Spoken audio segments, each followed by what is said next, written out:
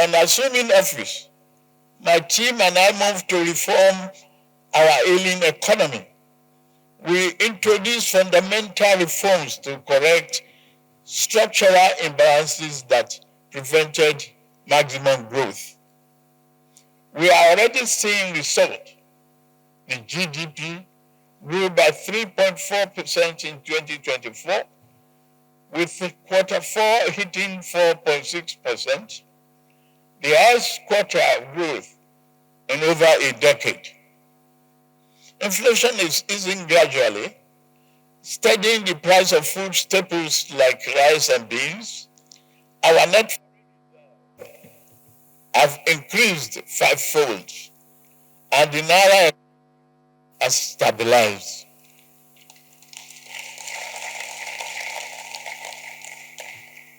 Our payment of our balance position is positive.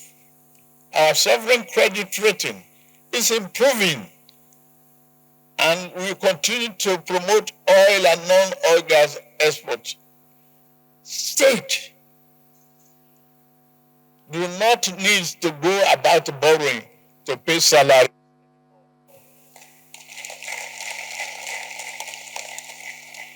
In less than over 100,000 a year, including 35,000 civil servants, have benefited from affordable consumer credit through the Nigerian Consumer Credit Corporation, enabling them to purchase vehicles, light up,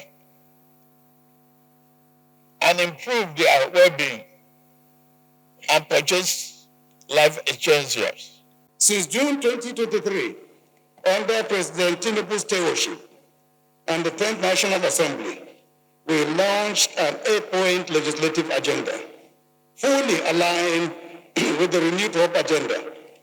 Within 2 years, we have reviewed 2,263 bills. Of these, 65.3 have passed second reading, while 186 have been successfully passed. A total of 51 bills have received presidential assent, marking an unprecedented milestone for any president in his first 2 years. Congratulations on that, Mr. President. Our legislative efforts have yielded measurable progress on multiple fronts. In security, we allocated 6.11 trillion, representing 11.1% of the 2025 budget, to the security sector. The Defense Industries Corporation of Nigeria Act 2023, signed by the President, has set Nigeria on the path to self-reliance in arms production and logistics. Similarly, the Control of Small Arms and Light Weapons Act 2024 has 13 regulatory loopholes in arms control.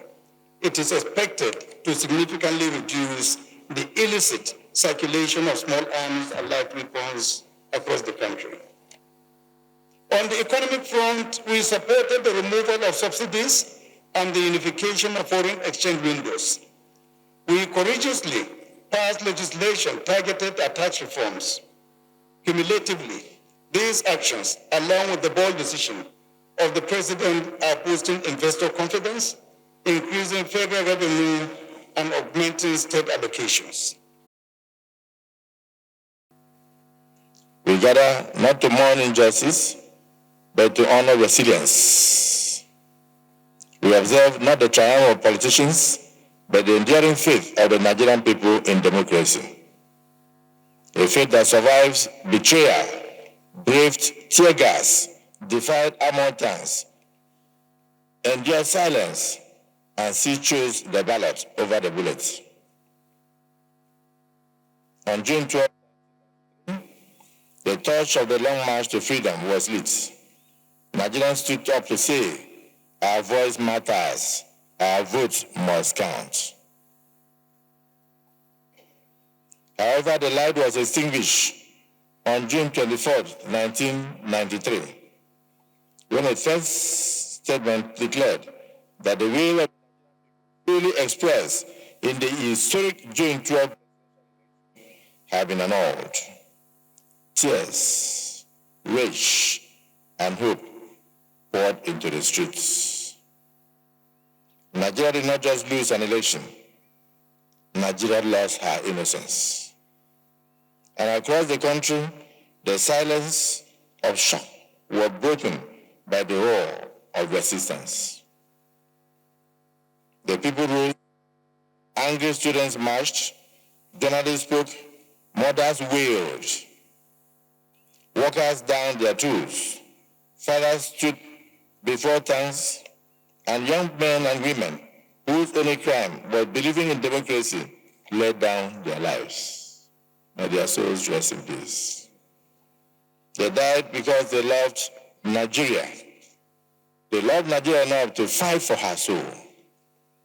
This was not just a rejection of, but the beginning of a national reawakening, signifying a rebirth as a reckoning.